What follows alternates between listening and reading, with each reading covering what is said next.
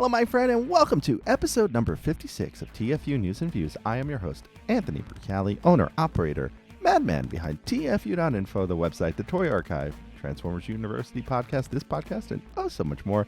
And I want to welcome you to the third attempt of recording episode number 56. So maybe next episode will be episode number 59 because it is taking me 3 tries to record this, and I do want to tell that story a little bit. So the first episode I was on a real good roll. I mean, a fantastic roll for about 15-20 minutes, and then I looked down at my my recorder and realized that it had stopped.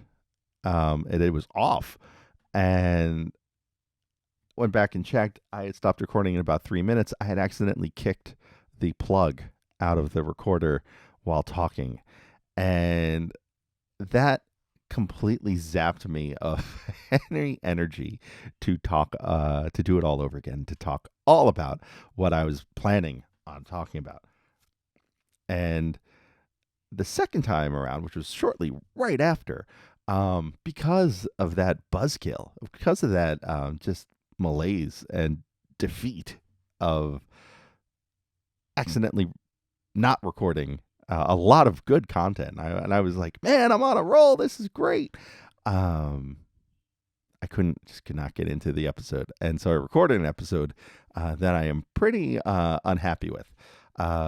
So maybe I'll throw it up on the Patreon as Patreon exclusive. The lost episode 56, both versions, the 3 minutes where it does get cut off, and then the subsequent other episode, because you can compare and contrast versus this final version, I guess, of what it'll be like. And I recorded about a week ago. We're just so you know where we are. I am recording right now. Actually, it was probably about 2 weeks ago. Come to think of it, we are recording on December 13th, 2022. Rise of the Beast trailer has been out for about a week now. And I've got a lot to talk about. I want to talk about November and October and the pre-order brutalization of our wallets. I want to talk a little bit about Cyber Monday and Black Friday and stream and deals that we have seen.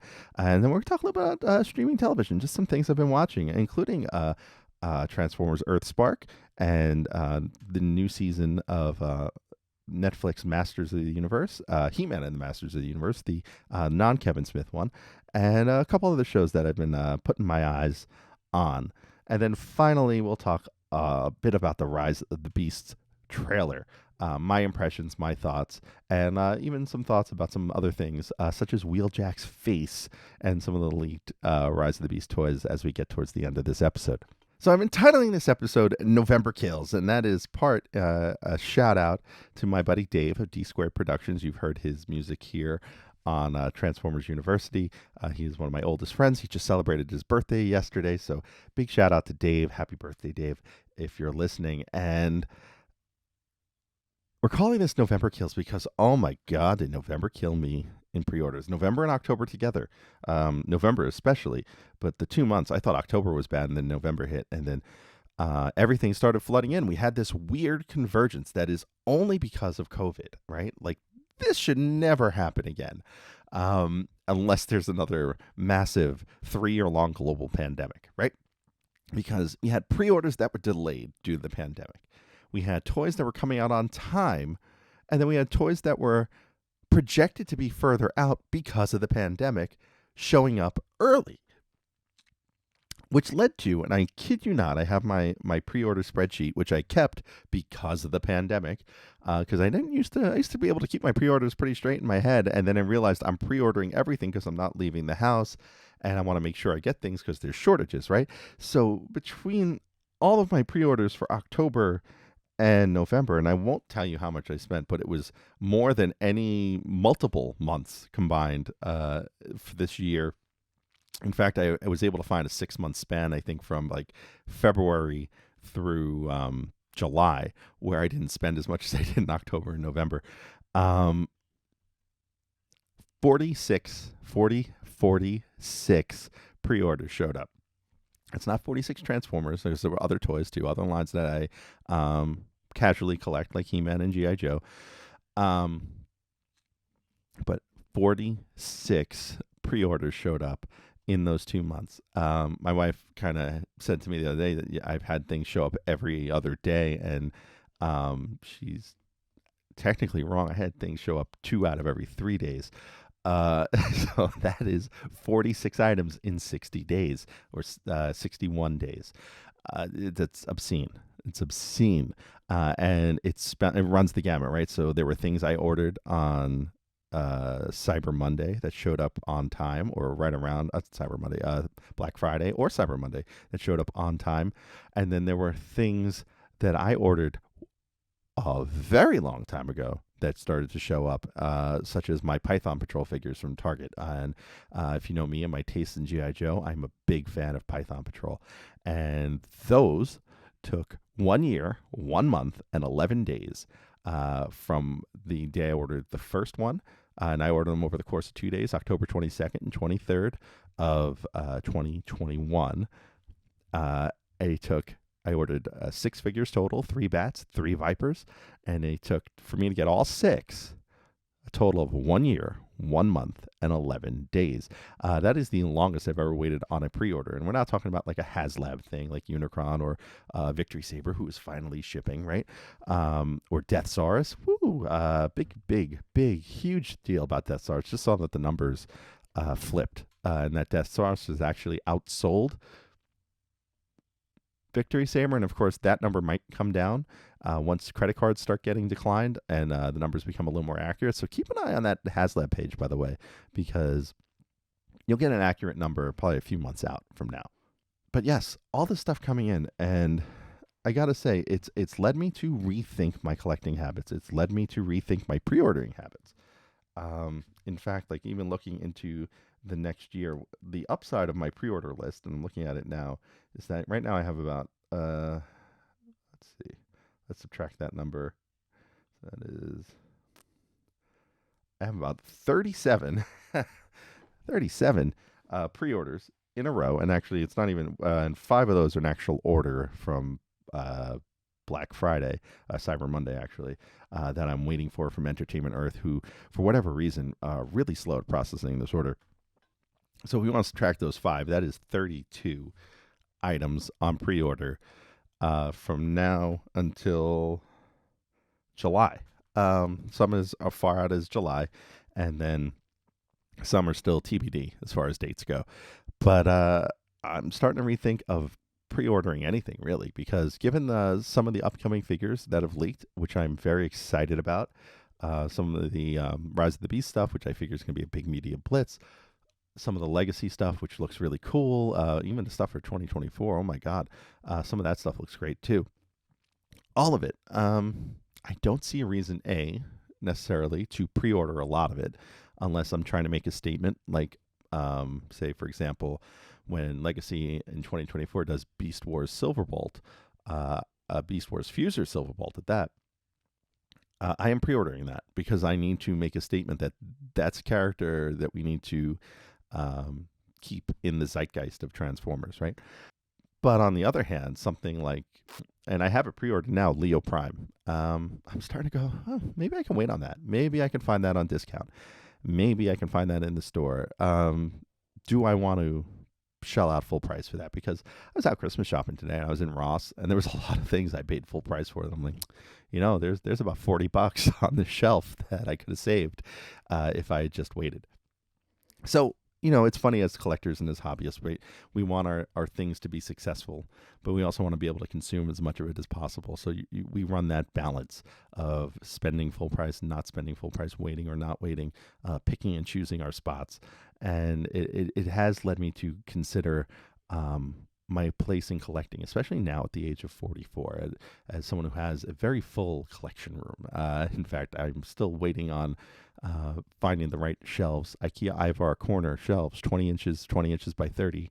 20 by 30 by 30 inches. If you know where to get them, please tell me, because they don't exist anymore, and I just need 6 of those shelves to to finish my unit and then really make some cool displays where I can pan across two sets of IVAR shelves that are super deep and super cheap too. If you want good shelving that's cheap, yeah, IVAR is the way to go. Anyway, it's led me to consider what am I doing as a collector? Do I want to finish lines? Do I want to complete things I don't have? Because as someone who's been around since G1, I still don't have a complete G1 collection. There are some expensive gaps in my US G1, namely Pretenders from 1988. I have let's see, one, two. I think I have three of them, but yeah, I'm still missing even some of the larger ones. I have Thunderwing, I have Stranglehold, I have Longtooth, and I think that's it. I mean, I desperately want a Bludgeon, and I've been searching for one, and he's not easy to come by. At least not cheap, not under $300. And and it's, so do where is that balance? Because I know this year I have not bought that many vintage Transformers, things that are not currently out or at retail. And it does lead me to wonder where my collecting habits really should go. Should I complete lines? And again, it's another of those things where it's a juggling act, right? Because you don't want to overpay, especially on something new if it becomes scarce or hot. A good example are our Amazon exclusives from a couple of years ago, right? I almost missed out on Siege Ironhide. Not Earthrise Ironheart, I should say. And that's a story that I will tell over on Seven Figures when I review Studio Series 86 Ironhide. So if you're one of our Patreon members, patreon.com/TFU.INFO, it is really, it's a great story about my Earthrise Ironhide, which I still haven't opened. But I digress. Like that's an item that's gone through the roof in terms of price, right? I went through it with Siege Skywarp in that I passed on it. I said, okay, it's an Amazon exclusive. They always overstock. They're gonna put it on clearance at some point. They're gonna put it on sale. It's a $75 set. And I waited and I waited, and this thing disappeared partially because of the pandemic, and it never came to a price that I was happy with. And then I ended up having to pay way more than $75 to finally get it. And I won't say that I paid the most of what I've seen, because I've seen it go for well over $300. But I found a deal on eBay. I waited and bided my time and found one. But man, waiting for that, and I bought it loose, I think, loose complete. Waiting to do that took a while, took a lot of work, and it was still more than $75. So we do have to manage that as collectors and as fans, right? So it's a weird thing to juggle, and I'm trying to figure out how to best juggle this in 2023. I think I'm going to set limits for myself in terms of spend, or at least a goal in that I'm going to figure out what I spent this year and figure out what I really want to spend this year, next year, and then work backwards and subtract from an overall number instead of just watching a number accumulate at the bottom of a spreadsheet. I think that's part of my goal. Second is really to be more selective in what I pick up, because there are holes in parts of my collection that I wouldn't say they bother me. I don't think any of it bothers me. It's fun. But I think there are things I would certainly like to do with my collection, such as completing my G1 figures, which I'm trying to think. There's no glaring. I don't own an original Trypticon. I own a Platinum Edition Trypticon, but that's one, like, I can get to it eventually. But there are other things just kind of staring up at my my G1 collection. I'm missing one of the. I don't have an original Double Dealer. I don't have. Let's see, I have Darkwind, but not Dreadwing. There are little things like that where I'm like, you know what? Let's find little spaces to clear. To fill in the blanks. For the longest time, I didn't own Slug Slinger or Needle Nose, and actually I did that during the pandemic on both of those. So I think that's part of it. The other part of it is being selective in what else I buy that's non-Transformers. Fortunately, G.I. Joe Classified has gotten to a place where I don't see a lot of... I mean, not that I'm already being selective about what I buy, but they've hit a lot of the key characters that I wanted to get in Classified. I think coming up, it's Shipwreck is one of the big ones that hasn't gone up for pre-order yet. And then after that, like on the Joe side, there's not a lot that I'm terribly interested in. On the Cobra side, I know they mentioned Range Viper. I'm kind of into that. Depending on what Vipers they do, I'll be into those. If they do more Python Patrol, I'll be into that. But after that, it's going to get very selective, and I think I can at least dial that back to some extent too. I imagine they'll do another Storm Shadow, and Snake Eyes may be able to do that Joe, weird camo Storm Shadow, and I'll totally be into that. Point is, it's gonna be a crapshoot for a lot of it. I'm gonna wait and see if Hasbro does one of those 40% off sales again, which I think they are gonna do at some point next year. If not, they're gonna do a Black Friday sale, and there's gonna be part of me that says, can I pull it off on Black Friday? Can I pull it off on Cyber Weekend? And do a massive kind of buy then? Will it hit deepdiscount.com, which is another great place to pick up toys? So we'll see. And I say it, and then I say all this. And meanwhile, I was just on Amazon looking at 2000X He-Man and 2000X Skeletor and Anti-Eternia He-Man, because they're all in a price range that I'm comfortable buying. And I'm like trying to dial back on Motu Origins for the same reasons. There are not a lot of characters left I want to see them tackle. And the fact that like I'm trying to dial back, and on the other hand saying to myself, let's buy 2 more He-Man and 1 more Skeletor is a little ridiculous in my own mind. Yes, but the all-black He-Man, I have an idea of doing like an all-black display with He-Man and a bunch of like, Nemesis Prime characters. And part of me just sees like that'd be a cool fit. So we'll see. So, speaking of Black Friday and Cyber Monday, there were deals to be had. Hasbro had a decent sale. There were some great deals on Amazon. I'm still kind of kicking myself for not doing the movie 15th anniversary Autobot set for, I think it was like $95, which for a $150 set is it's 2 Voyagers and 3 Deluxes. I mean, that is a quality buy at $100. There might be all molds. They're all molds I have already, but the idea that they're slightly different paint jobs, they're good for the archive at TFU.INFO. There was a lot of reasons why I was kind of really interested in picking that up, but I held off. I would say the best deals, honestly, on Cyber Weekend were not necessarily toy deals. There were good ones. Team Earth had some good deals. I went in on Super 7 Ultimates Wave 1 for Transformers. That whole set was $100 for Wave 1. It's about almost half price, more than half price, because they were $55 each. It would have been $220 for the set on a whole. I also got Super 7's Ultimates, Sorcerer's Apprentice, Mickey Mouse. So that's the one I'm waiting for to be delivered. Also pulled the trigger on a couple of things on Hasbro's sale, because they had 25% off. So the neat thing about Hasbro's sale for Cyber Week was, unlike the summer sale, which was 40% off if you spent $75 or more, that 40% off didn't apply to partner exclusives, right? So Retro Beast Wars, anything that was Target exclusive, anything that was Amazon exclusive, anything that still lived in Hasbro Pulse's inventory that was an exclusive to a partner of theirs was not on sale. This time around, for the 25% off sale, they were. So I picked up a few vintage Beast Wars that I had been, which I never expect to see in my local stores. Though if you are looking, they are showing up at Ross and TJ Maxx, Marshalls. I saw Tigatron for $11 at one, and I saw Scorponok for $15 at Ross. So I picked up Pterosaur and Wolfang from the vintage line. I also picked up Legacy Core Class Shockwave, which I forgot existed. I kept confusing it with the movie Studio Series one, and totally forgot it existed. 2 more things I pulled the trigger on was Red Bumblebee, because I like that design.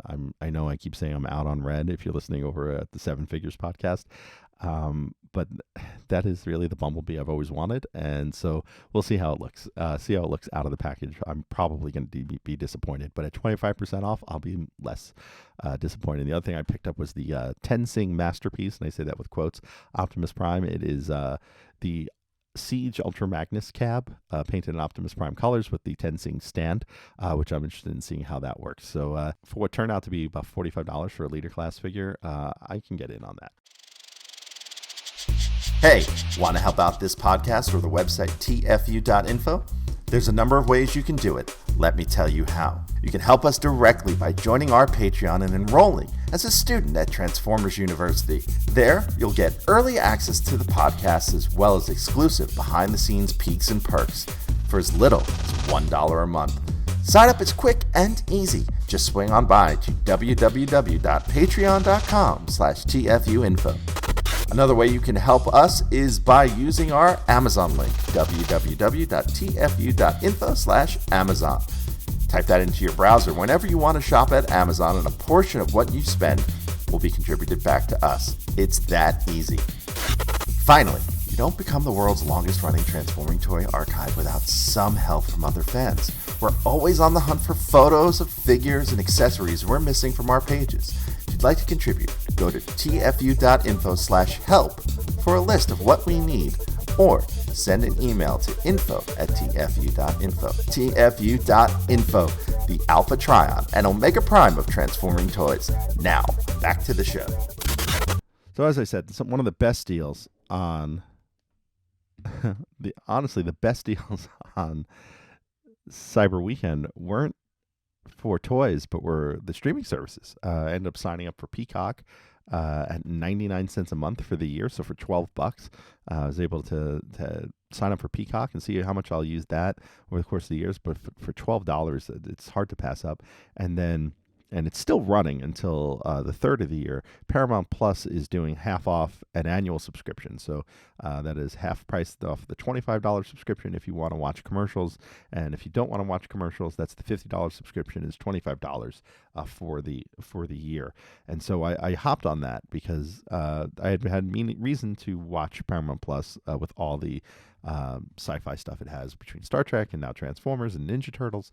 There's a lot of great content there. So I started on Earthspark, which I have to say I am 4 episodes in, and I'm really liking it. I'm reserving my judgment until I finish. There are some things that don't click with me, but I don't think I'm the target audience, so that's fine. And there are some things that I really like about it. But I like that it is a unique and different take on Transformers overall. So looking forward to watching the rest of that. I feel like it's going to live up to the hype of everything I've seen online. And I am very open-minded to new, young, aimed Transformers shows. And I've realized over the years that it does take a handful of episodes for them to really hit their stride in storytelling and getting us invested. And I feel like we're headed there. I feel like Earthspark is headed there with the few episodes I've watched. So interested in seeing that. I've also caught up on some streaming shows. Overall, I've caught up on, like I said earlier, the season 3 of He-Man and the Masters of the Universe on Netflix. And if you're not watching it, what are you doing? Such a good show. Smart, well animated, fun, easy to access, easy to get in and out of. Lots of lore.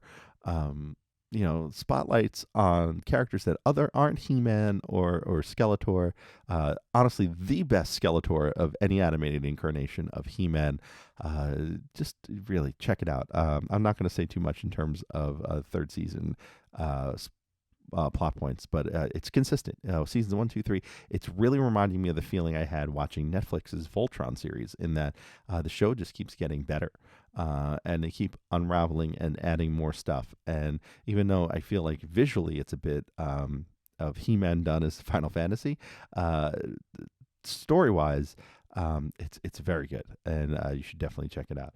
Also caught Sandman on Netflix, a comic book I have never read, and I've read lots of comic books. I've sampled lots of comic books in my life, and that is not one I've ever dabbled in. And going into that show with no knowledge of the characters, the setting, or the goals of the series was awesome, because that show is great. It took a little while. It takes until episode 4 or 5, whatever the diner episode is. The diner episode is off the hook. That one made the show go from, okay, this is fun, I'll go through the whole season, to, oh my God, when can I watch the next one? When do I have time? An hour to sit and watch the next one. I think that episode and the following episode, where another major character is introduced, and I won't go into who, really sucked me into the show.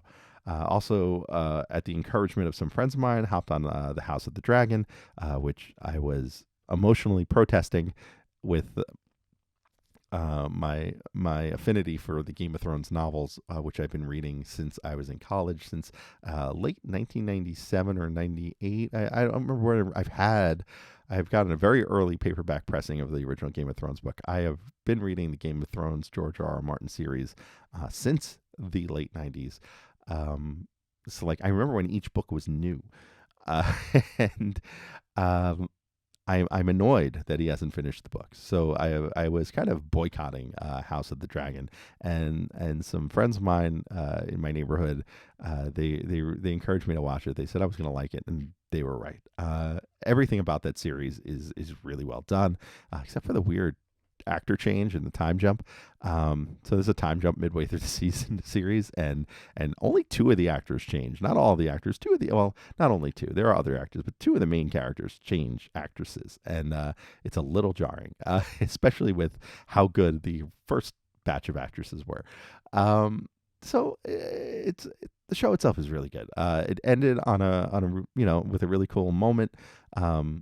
It didn't end on the big kind of Game of Thrones twist that I would expect, but I have to say the final episode was super tense, and that made it a lot of fun to watch.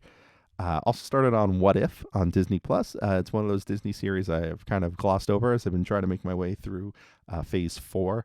My wife and I have paused on Phase 4. We're up to the Doctor Strange movie. I haven't watched that yet, but she wants no part of What If, and I'm like, you know what, I'll do it. And so I watched the first one on Captain Carter, and really liked it. And so the animation is super great, super cool. It reminds me of some other show I watched on Netflix. For the life of me, I can't pull the name right now, but it was about these soldiers in World War II, and it was animated, but it was like realistically animated, and it was really good. It'll come to me eventually, but dig around Netflix, you'll find it. It was a good watch. And then finally, I'm also playing catch up on the new Quantum Leap, and I'm really enjoying that as well. Like the ties back to the original series.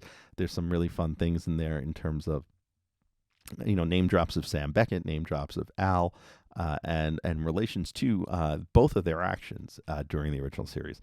That was the first show in my personal history I can think of that actually I made appointment viewing. So in pre-streaming days, in pre-DVR days, and to some extent, I won't say pre-VCR days, but not when there was one on every television.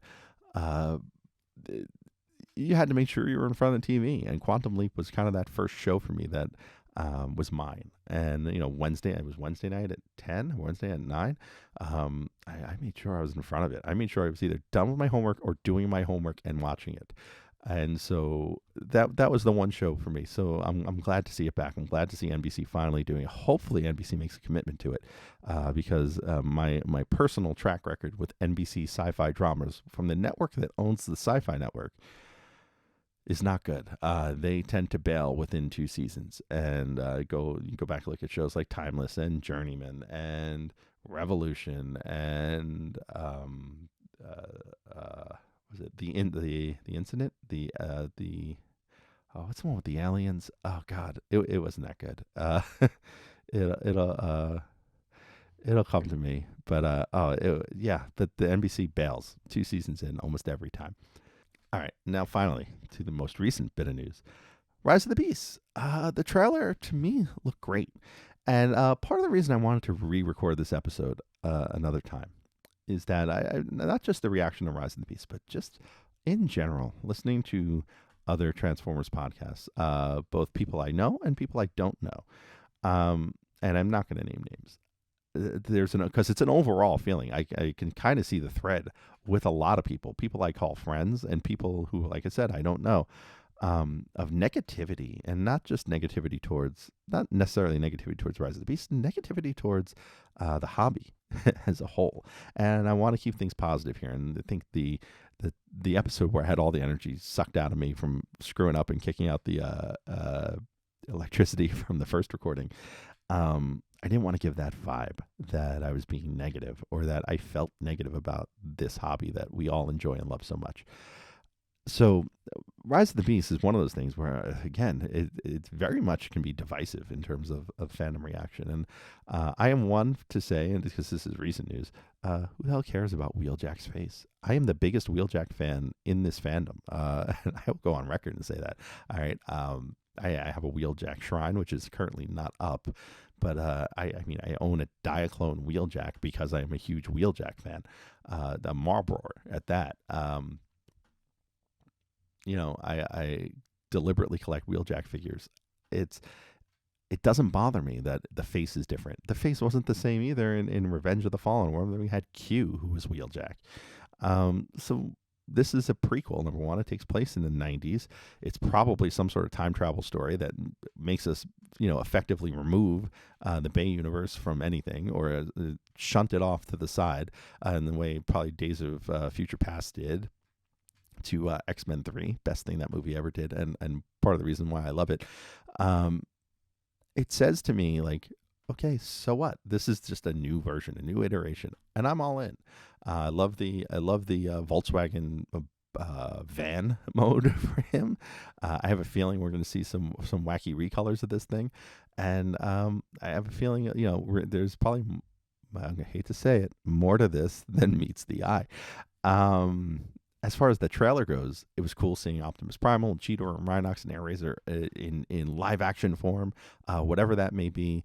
I am not so silly as to think they're the same characters. I know they're going to be different characters in the shell of them.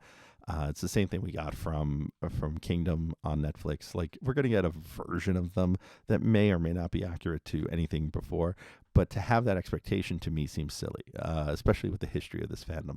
It's not how it works. I mean, Movie Prime and G1 Prime are still totally different characters. There's a reason why we as a fandom, nicknamed Movie Prime Murder Prime, because he is very different, starkly different than the G1 joking, basketball playing, punning dad that we all kind of love. And that's just not to say positive or negative, right? Because like comic Optimus, G1 comic Optimus is very different from G1 cartoon Optimus, and IDW comic Optimus is very different from G1 comic Optimus. They have different variations of that personality, right? So to have that expectation that it's supposed to be what you expect it to be is just silly. Look, time to get off that train, right? Let's see what this is. Let's see what Rise of the Beast is. It looks good. I mean, look, it's a trailer. We don't have any story. We don't have any idea how this looks. I am the first one to tell you that I've walked out of every single live-action Transformers movie thinking it was great, only to revisit it mentally sometimes minutes later and go, the hell was I thinking? There are definitely times I feel like you go on the ride and you get the adrenaline rush of that movie and it's great, and then you go back and you mentally revisit the plot points and you're like, that doesn't make sense, that didn't make sense, why did I like that? So there is certainly a high to hitting the movie beforehand. I feel like we're going to at least get that from Rise of the Beast, and then if we get something good out of it, great. And if we don't, like, how much worse could it be than, say, I don't know, The Last Night? Or Age of Extinction, two movies that I remember virtually nothing about, having seen them, and having owned many, many, many toys from both. There's just, there's little bits and pieces in my head that live on, but other than that, and some for good and some not so good, Romeo and Juliet card. But there's still things that have just become part of this fandom, whether they're good or bad. They're things we will riff on and enjoy for years and years and years to come. And I feel like Rise of the Beast, if it has any of that, good or bad, then there are just things that we're going to have fun with in the future. And so with that, I'm going to leave you there. This has been another episode of TFU News and Views. I am your host, Anthony Brucali. I want to remind you, hop over to our Patreon. I've got 12 episodes up now of the Seven Figures podcast, which is a part of your Patreon subscription for junior level and higher. I open seven figures, 7 toys, and I talk about them and tell you my thoughts on them. And it can be anything from, there'll be mostly Transformers, but there's some G.I. Joe, there's some He-Man. Probably talk some Marvel stuff in the future, because I just got in that Spidey and His Amazing Friends, Spider-Man and His Amazing Friends 3-pack from Marvel Legends, which is like the first Marvel Legends figure I probably bought in about 3 years. I've gotten a couple for free from Hasbro, but I don't race out and buy those guys. And yeah, I've got actually notes for 2 more episodes I'm going to do. So pretty soon, probably by the end of the year, there'll be 14 episodes of this up online. So you can go subscribe now. It's $3 a month for the junior level. $3 gets you 12 episodes of Seven Figures, plus all my other exclusive podcasts from before that, plus any exclusive podcasts I do for this month and the month going forward and into the future. It's a great deal, right?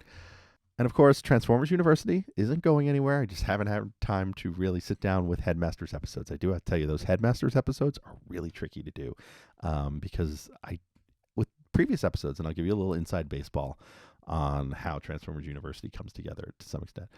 With the older episodes, in 84 through 86 into 87, I have a lot of friends in the fandom that I've known for many, many years. And I reach out to them and say, hey, I know you love so-and-so, this figure, this episode, because I know them because they're my friends. Can you record something? Or I'll ask them, hey, do you have any emotional attachment to any of this? And they'll say yes. Somebody will say yes. And then we'll go from there.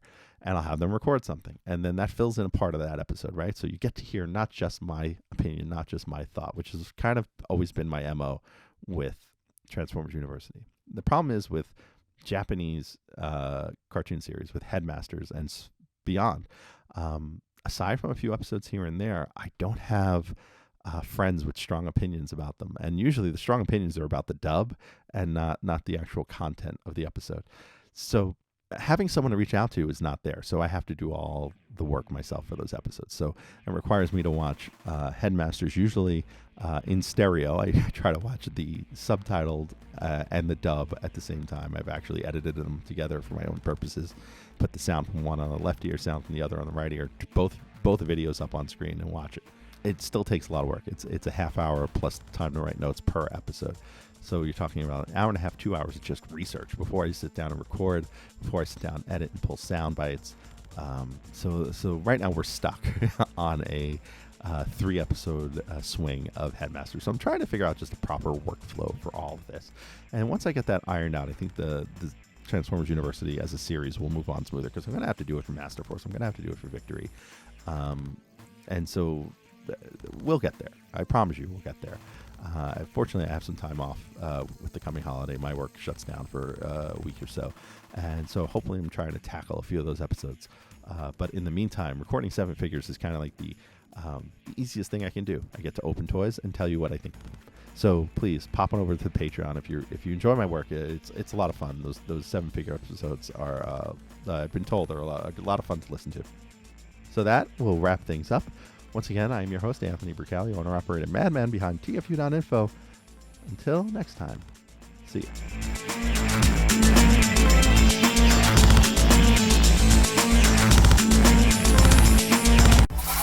Want to be on the show? Leave us a voicemail at 702-763-4838. That's 702-POD-4TFU. Or send an email to info@tfu.info.